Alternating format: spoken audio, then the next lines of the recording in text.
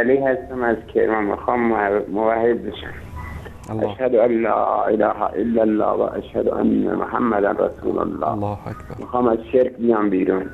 الله اکبر. من به گفتهای آیت الله قزوینی همیشه گوش میکنم. غیر میگه گه. آیا میتونی پشت سر این امام پشت سرش نماز جماعت بخونیم؟ لطفاً جواب بدید.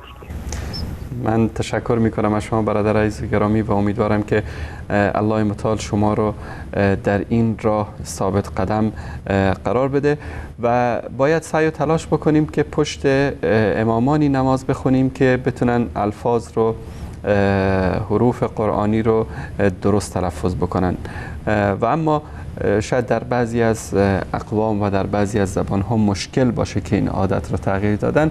در صورتی که ناچار باشیم طرف حافظ قرآن باشه و عالم دین باشه میشه که پشت سرش نماز خوان، ولو اینکه به شکل زیاد نباشه که معانی قرآن رو عوض بکنه.